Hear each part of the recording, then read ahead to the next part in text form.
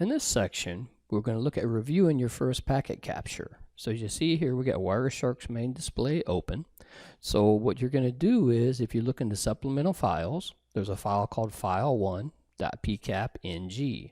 That's an actual static packet capture file that I've created, and we're going to actually take a look at it. So all you have to do once you open Wireshark is click on File,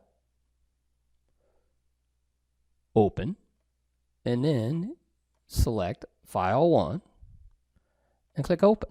So now, before we go into this actual three main sections of the window, which is the intent here, I want to show you what this packet capture actually is.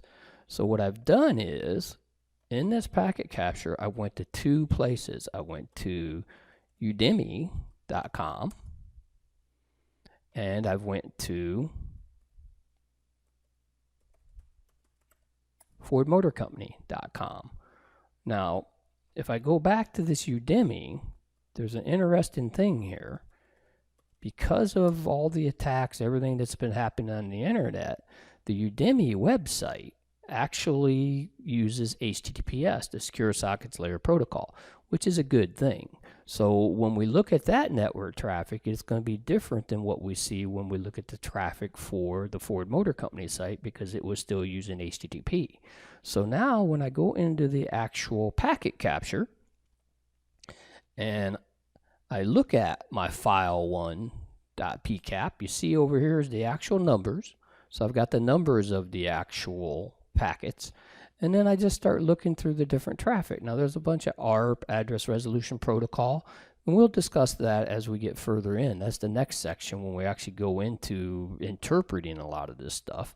But remember, this first top window is what we call the packet list. So this is the list of the packets in the trace, and these packets show what's taking place between a source and a destination. And again, we have this source of the Netgear, which is the MAC address of a Netgear device, and the broadcast, which is just going to all devices. And again, it's an ARP, address resolution protocol, which maps the IP address to the MAC address.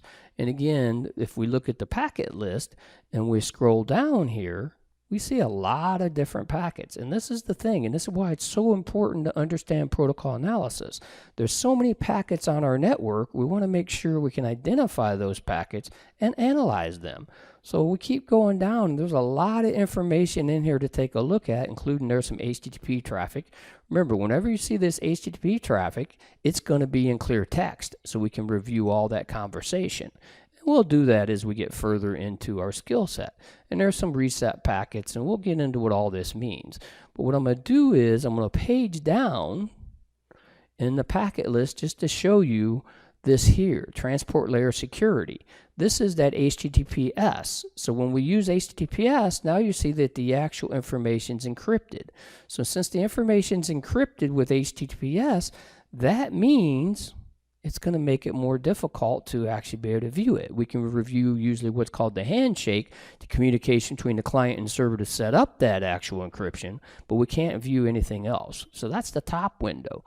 Now let's take a closer look at the middle window. If you remember from our slides, we had the middle window gives us the packet details.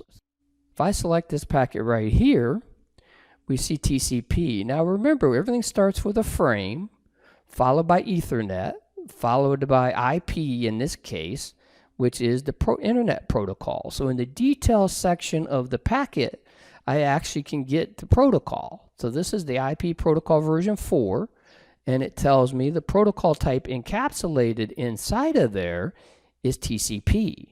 And then following this, I see the TCP section of the packet. So again, as we start building our skills, we want to understand how all this works, and we'll cover that in the next section. So the last thing we're going to talk about in this brief section is the bottom window. The bottom window is the actual bytes. So when you look at that bottom window, you see this is the hexadecimal bytes of that packet. Now, later on, you'll learn how to interpret these hexadecimal bytes and exactly where the start of the header is and all that type of information.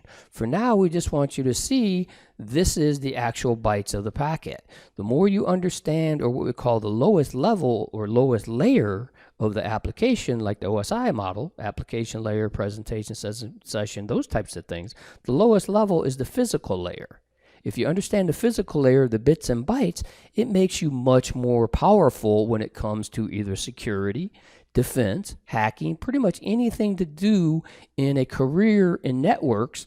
The more you understand the lowest level of the actual network communication, the more powerful you'll be. Next up, we're going to look at the exciting world of client to server interaction. We're going to look at this ARP, this address resolution protocol, this DNS, domain name server. What does all this mean? We'll cover that in the next section. And this concludes this section.